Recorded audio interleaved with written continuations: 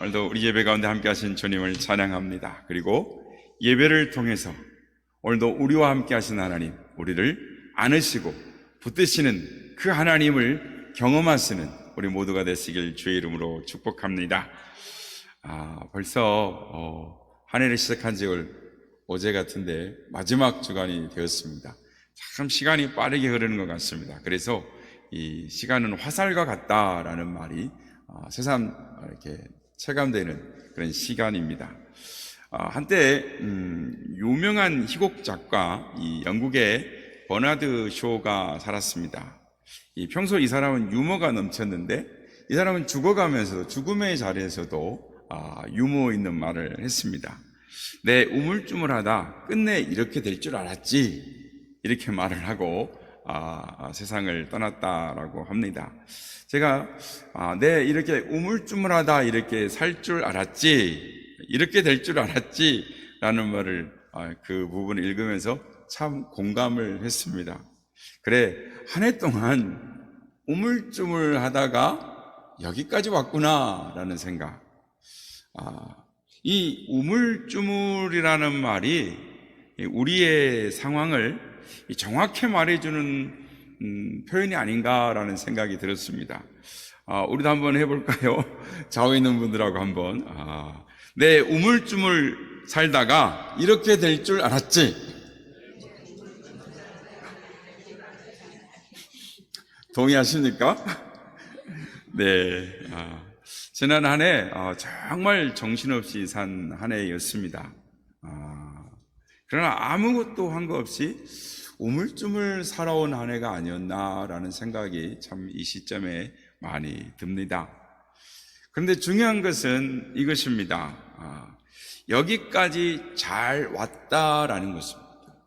어떻게 왔는지는 모르지만 여기까지 우리가 잘 왔다라는 것입니다. 문제는 이것입니다. 여기까지 오긴 왔는데 어떻게 여기까지 왔는가를 알아야 한다라는 것입니다. 어떻게 여기까지 왔는가를 알아야 앞으로 어떻게 이 길을 갈 것인가를 알 수 있기 때문인 것입니다. 바라기는 지난 한 해 동안 어떻게 여기까지 왔는지, 우리의 걸음걸음을 그 배후에 어떤 힘과 어떤 손이 작용했는지를 깨달음으로 우리 남은 생애 동안 그 힘의 도움과 그 손의 인도를 받는 우리 모두가 되시기를 예수님의 이름으로 축복합니다. 먼저 오늘 본문 30절 말씀입니다. 30절 말씀. 너희보다 먼저 가시는 너희 하나님 여호와께서 애굽에서 너희를 위하여 너희 목전에서 모든 일을 행하신 것 같이 이제도 너희를 위하여 싸우실 것이며. 지난 1년 동안 우리가 여기까지 어떻게 왔는가를 성경이 말하는 키워드가 있는데 그것은 너희보다 먼저 가시는 이라는 말입니다. 우리 한번 다 같이 따라하겠습니다. 너희보다 먼저 가시는, 너희보다 먼저 가시는. 아멘. 33절에도 같은 말씀이 나옵니다. 그는 너희보다 먼저 그 길을 가시며. 왜 이 말이 중요합니까? 광야길은 절대 혼자 갈 수 있는 길이 아닙니다. 광야는 우선 도로에 표지판이 없습니다. 아예 길 자체가 없습니다. 길이 포장되어 있지 않습니다. 그러니까 요즘 우리 현대나 기아 같은 좋은 차가 다니는 길이 아닙니다. 요즘에서야 이 길이 포장이 되어 있습니다만은 광야는 이스라엘 백성들이 갔을 때는 아예 길이 없었습니다. 그나마 한 번도 가본 적이 없는 길입니다. 그러니 그 길을 사람이 어떻게 갈 수가 있겠습니까? 그래서 광야를 갈 때는 안내를 받아야 하는 것입니다. 아무리 척박한 길이라 할지라도, 척박한 땅이라 할지라도 그 길을 아는 사람이 있기 마련인 것입니다. 그래서 그 현재 사는 사람에게 길 안내를 물어야 하는 것입니다. 해외 여행을 가면은 이 여행 가이드가 있습니다. 이 안내자가 있습니다. 특히 중동 지역 성지 순례를 가게 되면 꼭 안내자가 필요합니다. 마음대로 갔다가는 큰 낭패를 당하기 십상인 것입니다. 그러므로 현지 사정을 아는 그 안내자의 지시를 꼭 받아야 하는 것입니다. 그렇다면 안내자는 아무 준비 없이 여행자들을 인도할까요? 그렇지 않습니다. 일정을 아주 꼼꼼하게 점검하고 준비해야 하는 것입니다. 몇 시에 어디서 출발해서 어디를 지나 어디로 가면 몇 시에 도착한다. 그래서 어디를 경유하면 어떻게 된다는 걸 알아야 됩니다. 지금 어느 지역은 위험하고 어느 지역은 교통이 불편하고 어느 지역은 날씨가 좋지 않기 때문에 이렇게 대처해야 한다. 위급한 상황이 벌어지면 병원은 어디에가 있고 공사관은 어디가 있으며 어떻게 상황을 대처해야 될까? 미리미리 준비하는 것입니다. 뿐만 아니라 때로는 분명치 않으면 자기가 직접 가서 상황을 체크하고 가는 곳마다 미리미리 전화를 해서 상황을 점검하고 준비를 하는 것입니다. 어떤 것도 아무 준비 없이 출발하지 않습니다. 이것이 안내자의 역할인 것입니다. 그렇습니다. 그렇다면 하물며 하나님께서 그 백성들을, 우리들을 아무 준비 없이 인도하시겠느냐라는 것입니다.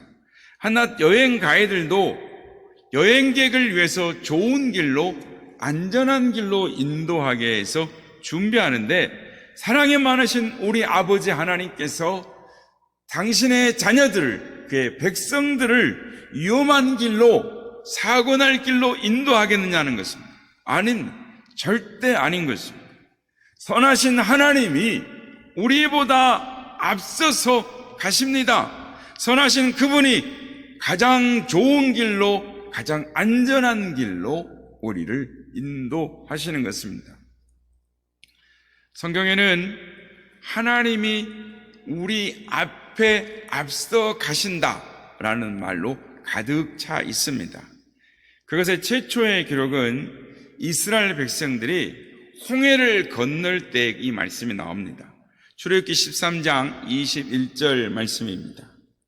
여호와께서 그들 앞에서 가시며 낮에는 구름 기둥으로 그들을 인도하시고 밤에는 불 기둥을 그들에게 비추사 낮이나 밤이나 진행하게 하시니, 하나님은 홍해를 이스라엘 백성들보다 앞서 나가셨습니다.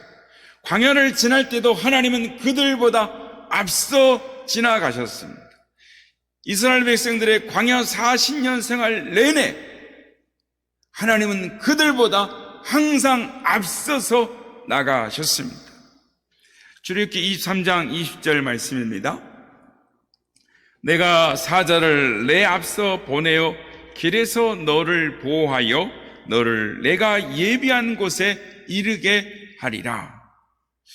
광야 생활을 보면 언뜻 이스라엘 백성들이 그 광야 힘든 생활을 혼자서 터벅터벅 걷는 생활처럼 보입니다.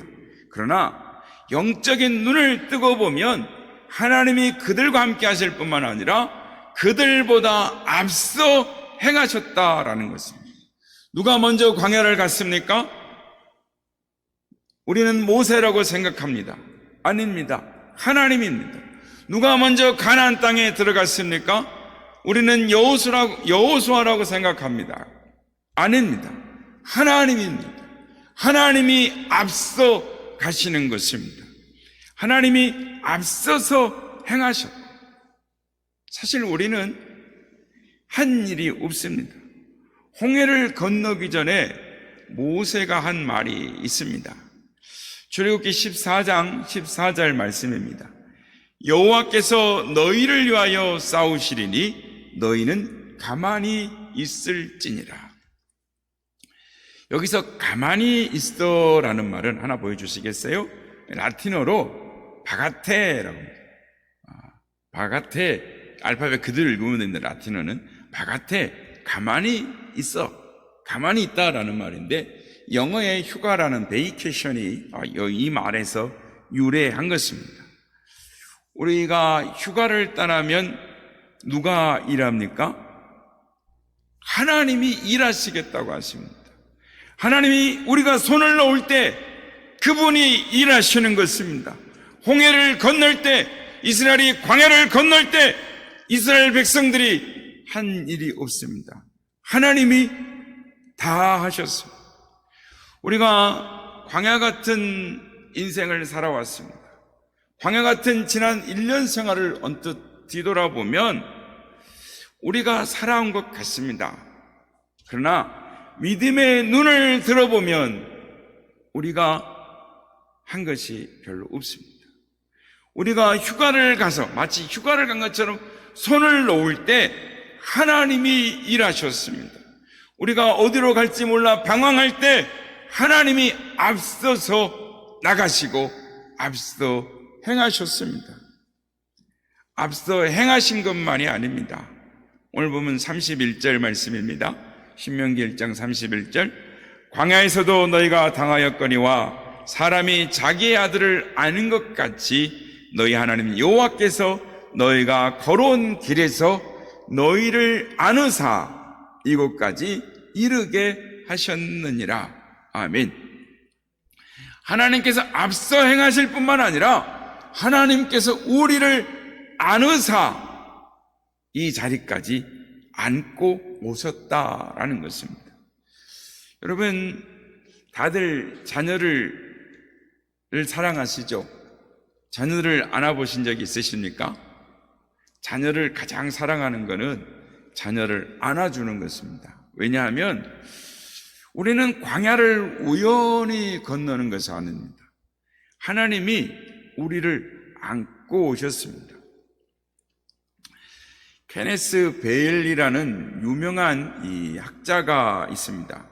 그는 이 미국의 프리스턴 출신으로 40년을 넘게 중동의 유목민들과 함께 살면서 성경을 연구한 학자입니다. 근데 이 사람이 이 40년 동안 광야에 오래 살면서 광야 생활에는 3가지의 어려움이 있다라고 토로를 했습니다. 하나는 길이 안 좋아서 자주 넘어진다라는 것입니다. 무슨 말이냐면 광야는 울퉁불퉁하죠. 길이 돌이 많습니다. 그래서 낭떠러지도 많고 절벽도 많고 그래서 사람이 자주 넘어진다는 것입니다. 뿐만 아니라 가다 보면 구덩이도 빠지고 낭떠러지도 떨어지고 돌뿌리에 잘 채여서 사람이 그렇게 광야를 가다 보면 자꾸 넘어지기 쉽다라는 것입니다. 그래서 길이 험악한 길로 인한 고통이 있다라는 것입니다. 두 번째는 강렬한 태양으로 인한 일사병의 고통입니다. 그러니까 40도를 넘는 그 온도, 햇볕이 연중 내려 쬐이니까 햇볕을 잠시만 받아도 그냥 노출이 되면 두통이 일어나고 구토가 일어나고 머리가 어지럽다라는 것이죠. 그래서 태양으로 인한 고통인 것입니다. 세 번째는 더 정신적인 고통인데 그걸 문스트로크라고 합니다. 근데 이건 광야에서 수많은 날을 보내는데 같은 날씨, 같은 풍경, 같은 음식만을 그냥 먹고 사는 것입니다. 그래서 그 단조로움과 그 지겨움 때문에 이 정신찬란 증세를 보인다라는 것입니다. 그러니까 매일 똑같이 조금도 변함없는 그 길을 걷고 누적된 피로와 억눌림을 그때그때 분출해야 되는데 그걸 풀지 못하고 똑같은 단순함과 반복됨과 단조로움 속에 똑같은 삶을 사니까 마음에 답답함이 있는 거예요. 그래서 정신분열 창난 증세가 우울증이 찾아온다라는 거예요. 이게 광야 생활 중에서 겪는 가장 큰 고통이다라는 것입니다. 그런데 이 모든 고통은 누군가가 함께 있으면 해결이 된다라는 것입니다. 더구나 그 사람을 안고 가면 모든 문제가 해결되는 것입니다. 울퉁불퉁한 그 길을, 광야길을 누가 안고 가면 그 길의 문제가 해결이 됩니다. 열사병 누군가가 안고 가면서 햇볕을 가려주면 햇볕의 고통이 사라지는 것입니다. 문스트로크, 누군가가 자기를 안고 가면 그때의 피로가 풀리고 감정도 순화되기 때문에 어려움들을 극복할 수 있다라는 것입니다. 그래서 문제는 광야가 주는 환경의 문제가 아니라 누구와 함께 가느냐의 문제다라는 것입니다. 지난해 우리는 자주 넘어졌습니다. 지난해 우리는 자주 힘들었습니다. 지난 한 해 동안 우리는 자주 눌려 살아왔습니다. 그러나 죽지 않고 여기까지 살아왔습니다. 어떻게 우리가 여기까지 왔는가? 어떻게 그렇게 할 수 있었는가? 되돌이켜 보니 하나님께서 우리를 안고 여기까지 오셨다라는 것을 우리는 깨닫게 되는 것입니다. 여러분, 사실 이 고통이라는 것이 우리의 삶에 있습니다. 그런데 이 고통은 안고 가는 것입니다. 마태복음 16장 24절에 보면 예수님이 하신 위대한 말씀이 있습니다. 마태복음 16장 24절 말씀입니다. 이에 예수께서 제자들에게 이르시되 누구든지 나를 따라오려거든 자기를 부인하고 자기 십자가를 지고 나를 따를 것이니라. 우리 주님이 하신 말씀은 다 위대한 말씀입니다. 그러나 이 말씀이 우리에게 올 때 참 우리에게 의미 있는 말씀이 됩니다. 주님이 하신 말씀이 위대한 말씀이고 그 말씀을 따르고 순종해야 할 우리가 그 의무가 있습니다. 그런데 여러분, 이 말씀을 대할 때 여러분은 이 말씀이 어떻게 다가오십니까? 저는 이 말씀을 읽을 때마다 기쁨이 없었습니다. 왜냐하면 십자가를 지고 가는 것, 그건 고통스럽기 때문입니다. 여러분, 십자가 지는 것을 기뻐할 사람이 누가 있겠습니까? 십자가처럼 인생의 고통을 지고 가는 것 어렵습니다. 힘듭니다. 그래서 이 말씀이 참 읽을 때마다 부담되었어요.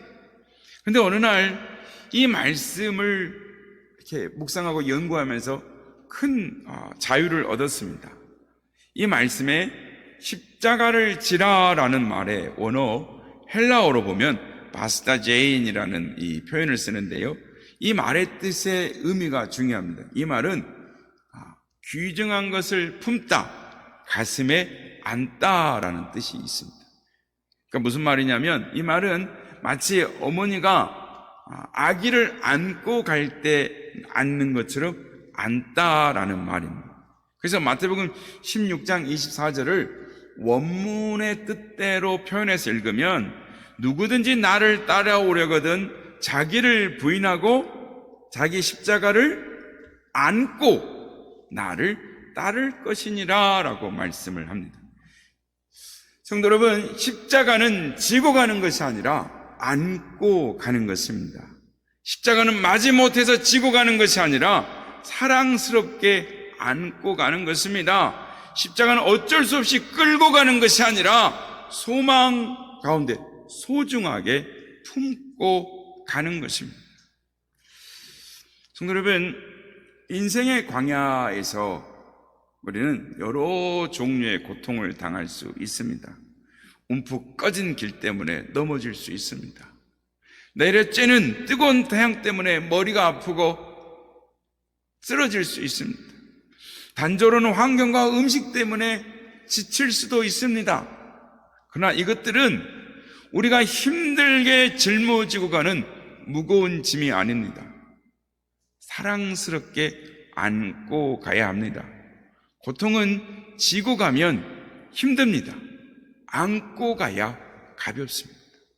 고통은 미워하면 더 괴롭고 힘듭니다. 사랑하면 조용히 사라지는 것입니다.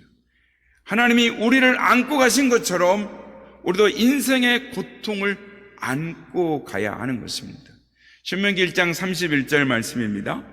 광야에서도 너희가 당하였거니와 사람이 자기 아들을 안 것 같이 너희 하나님 여호와께서 너희가 걸어온 길에서 너희를 안으사 이곳까지 이르게 하셨느니라. 무엇보다도 한 해를 지나 우리가 여기까지 온 이유가 있습니다.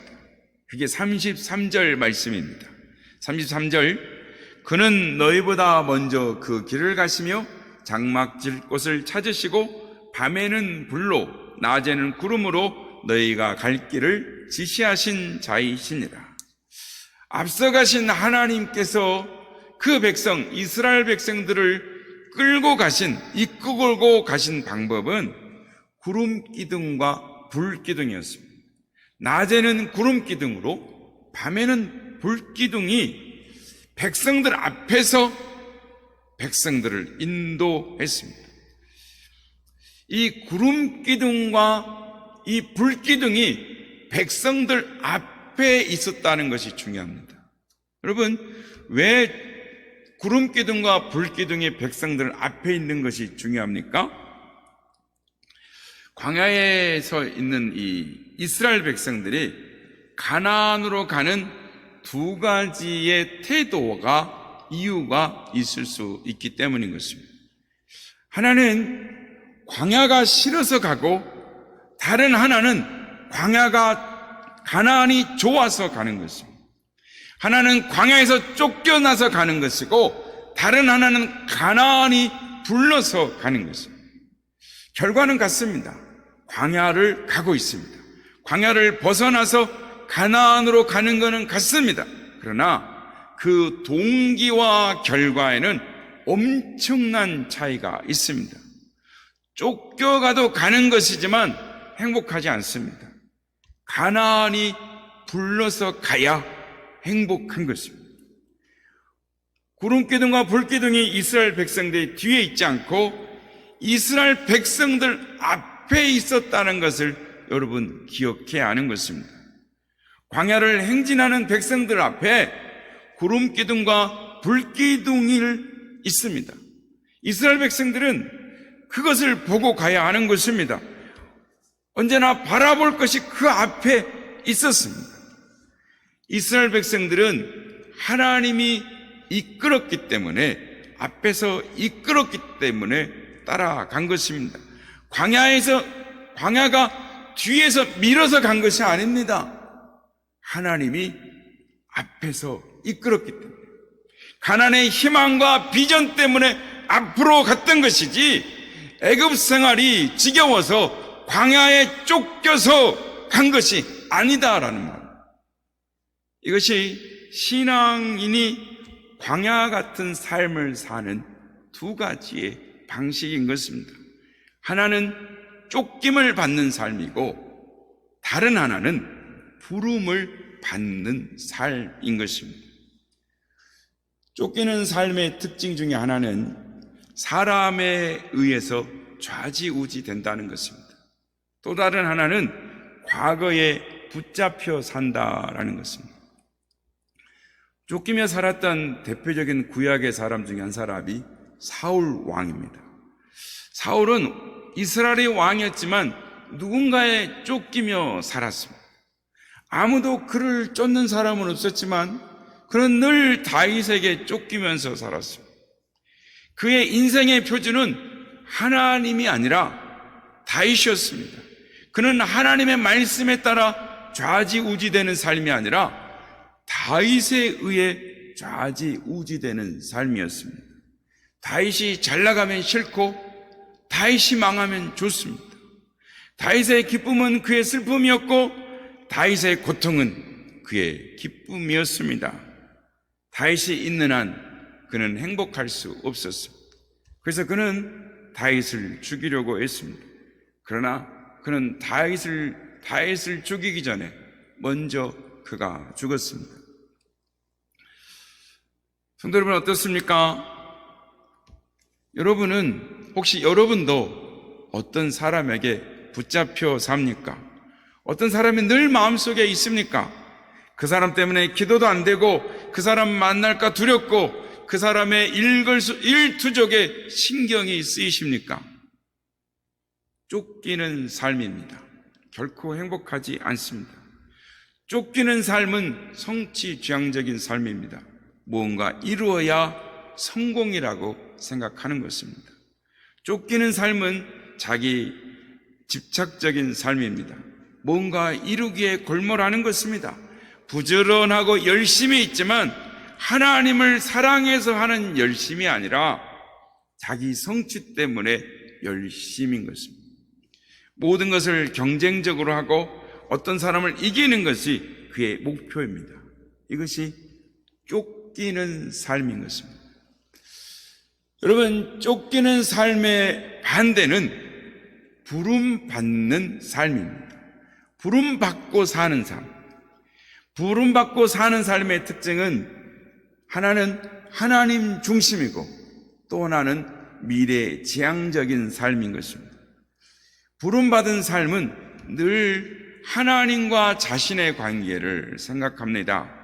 빌립보서 3장 14절 말씀입니다. 표대를 향하여 그리스도 예수 안에서 하나님이 위에서 부르신 부름의 상을 위하여 달려가노라. 그렇습니다. 신앙인의 삶은 부름의 상을 위하여 달려가는 삶입니다. 반대말로 쫓겨가는 삶이 아니라 쫓아가는 삶입니다.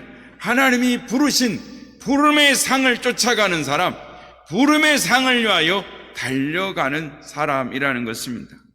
하나님이 나를 불렀습니다. 위에서 불렀습니다.